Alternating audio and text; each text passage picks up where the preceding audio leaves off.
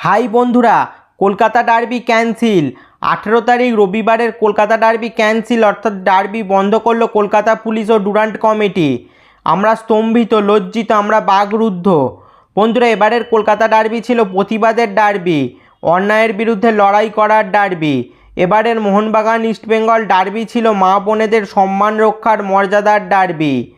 Justice for আরজি কর, we want justice, এই স্লোগানের ডার্বি।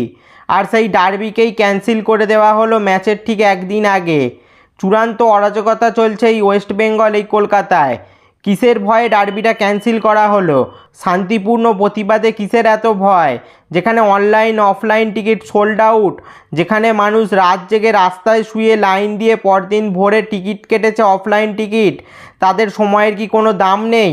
ফ্যান ক্লাবগুলো যে হাজার হাজার টাকা খরচা করে টিফো পোস্টার বানালো, তাদের সেই টাকা সময়ের দাম কে দেবে? সেম অত্যন্ত নিন্দাজনক ঘটনা।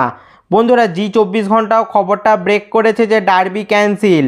জাস্টিস ফর আরজি করের প্রতিবাদে স্লোগান ও টিফো নামানোর ভয়ে ডার্বি ক্যান্সেল করেছে কলকাতা পুলিশ ও ডুরান্ট কর্তৃপক্ষ।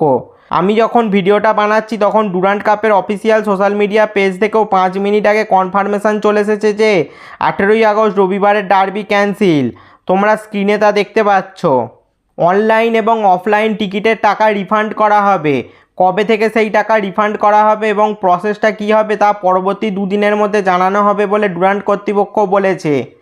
এখন প্রশ্ন হলো, তাহলে ডার্বিটা কবে হবে, নাকি ডার্বি পুরোপুরি বাতিল?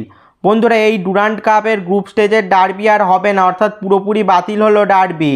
বিভিন্ন মাধ্যম থেকে খবর আসছে যে মোহনবাগান ও ইস্টবেঙ্গল দুটো দলকেই 1 পয়েন্ট করে দিয়ে দেওয়া হবে।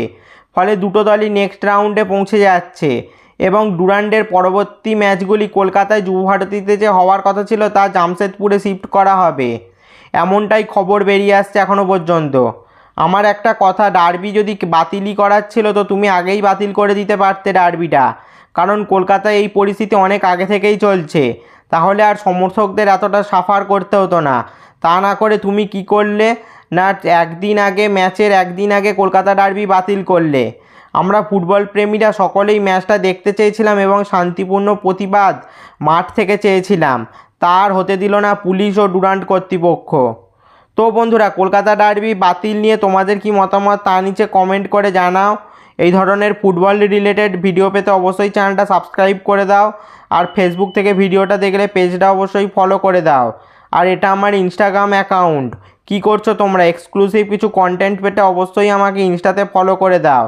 আর এই প্রতিবাদে সামিল হতে ভিডিওটা অবশ্যই লাইক এবং শেয়ার করে দাও অনেকজনের মধ্যে।